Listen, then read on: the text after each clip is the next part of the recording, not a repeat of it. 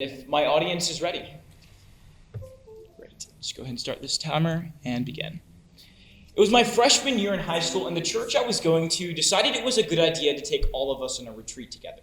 However, whenever I got to the center we'd be staying at, I decided to let everyone off of the bus before me, and I later realized that this was a mistake. Because once I got down into the cabin, I realized that all the beds, recliners, couches, anywhere to sleep was already taken. So I was left with two options. I could either choose to sleep on the hard tile floor, or I could choose to sleep on the pool table. Well, me being me, I chose to sleep on the pool table. However, in the middle of the night, this had some pretty obvious consequences. I actually wound up falling off of the pool table in the middle of the night and didn't even wake up until 10 minutes afterwards. But you might be wondering what exactly is the moral of this story. It's that our actions have consequences. And many times it's very difficult to foresee the negative consequences that we could partake in by committing a certain action. We can see that through every policy we make, every decision we make in our everyday lives, even at a war abroad, every action that we have has a consequence. And I'll be addressing this idea of our actions having consequences specifically within the United States stance in Afghanistan currently. Today I drew this topic, is removing troops from Afghanistan the right move for the Biden administration? And I'll be addressing this through three subpoints. The first we can understand is the background. What exactly is the situation, and how did we get to where we are today? The second point I'm going to address is the status. What exactly is going on right now? And the last thing I'm going to address is the fix to the issue, or how we can provide the best possible solution for the best possible consequence to provide for today's round. Now first, let's start with the background. How exactly did this war in Afghanistan begin, and how did this 20-year war, which is described as the longest war the United States has been involved in, actually start? Well, according to the New York Times on May 6th of 2021, the war began on October 7th of 2001 in response to the 9/11 attacks by the Taliban and Al-Qaeda. The United States was retaliating against the Taliban, which was based in Afghanistan, to protect the United States from abroad, to fight the war on their turf rather than endangering our own citizens by allowing them to attack in the United States again.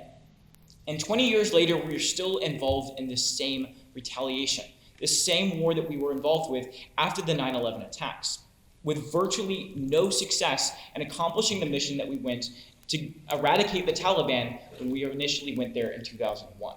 And according to the Global Peace Index, in 2019 and in 2020, despite United States efforts to make the region safer and to clear the Taliban and eradicate it, Afghanistan remains the most unsafe country for 2 years in a row, and has remained in the top 5 most dangerous countries in the world for the past 5 years. Why? It's because the Taliban currently controls about 50% of Afghanistan, and this is a major problem. The United States has been fighting in this region for 20 years, and yet the Taliban still controls around 20% of this nation. And because of this, and because the United States has been completely unsuccessful in this mission and has failed to eradicate the Taliban, the United States has viewed the war in Afghanistan as an unsuccessful and useless war that is not accomplishing its purposes and has really just failed entirety in what it was supposed to do. We're just essentially throwing troops at a hopeless war. And thus, the United States, on both political parties, has had bipartisan support for removing troops from Afghanistan. But what is going on right now? We can address this to my next point.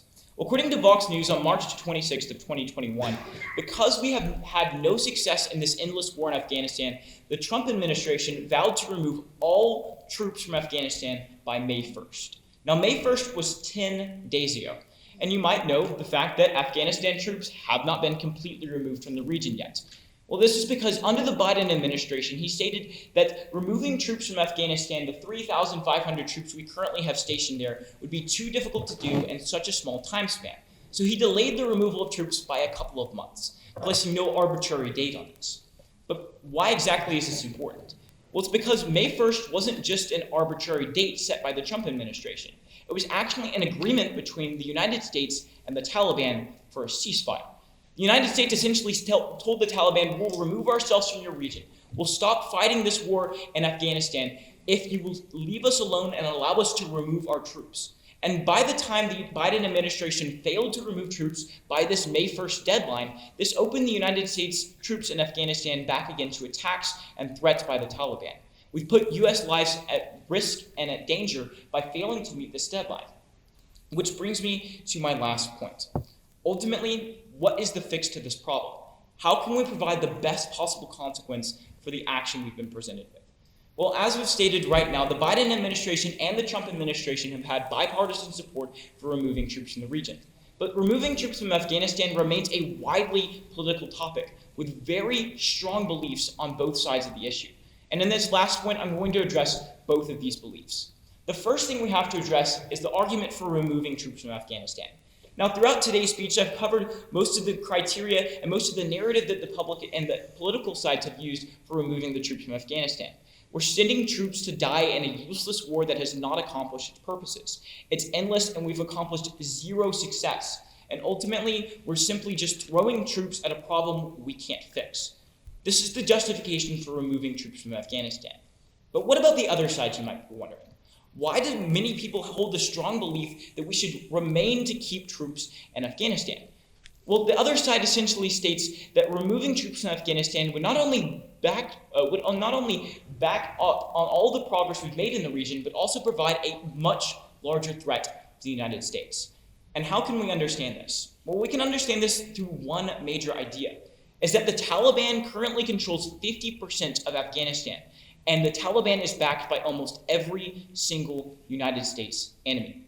According to the Atlantic Council, writing on February 16th of 2021, the Taliban is currently backed by Russia, Iran, Al-Qaeda, and also China. This terrorist organization is very powerful in Afghanistan, and Afghanistan currently right now has made no success on pushing them back and regaining their territory. The Afghanistan military, as well as many international actors, have stated that Afghanistan simply doesn't have the military capabilities or the stability within their government to fend off the Taliban without any support.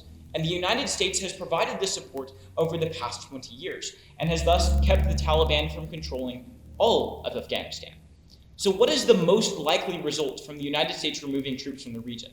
Well, the Taliban, which is currently backed by China, Russia, Iran, and Al-Qaeda, very powerful nations, very powerful people who are able to supply the Taliban with the resources to be able to actually fight against Afghanistan, the most likely scenario is that Afghanistan will be taken over yet again by the Taliban, and the Taliban will become a terrorist-controlled nation in Afghanistan. Now, a terrorist-controlled nation backed by almost every single United States enemy would be a very large problem and would have far-reaching effects for United States security, but also international security as a whole. This is a very bad thing that could happen by removing troops from Afghanistan and by removing any form of stability that we are creating in the region right now.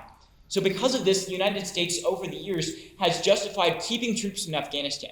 But ultimately, keeping 3,500 troops in the region isn't accomplishing anything. And that is exactly the problem the United States has seen in this region as a whole. The best way to fix this problem is to increase support for Afghanistan in this war so we can foster a peace agreement between the Taliban and Afghanistan. Keeping a minimum amount of troops in Afghanistan to keep the Taliban at bay while making no real progress at all has failed in the past. But removing troops from the region and creating a far worse situation is not something the United States should seek to pursue, simply because of stability for the region and also stability for the safety of the United States. So the best possible solution is to increase troops and to increase support for Afghanistan so that we can finally bring an end to this conflict with minimum threats to the United States. So we have to ask ourselves the question, is removing troops from Afghanistan the right move for the Biden administration? And the answer is simply no. The reasoning is because this would provide a far worse consequence for our action. And if the United States fails to understand the negative consequences for its actions, they might wind up falling off the pool table just like I did. And we could have a very bad situation for not only the United States, but many nations and allies across the world. Thank you.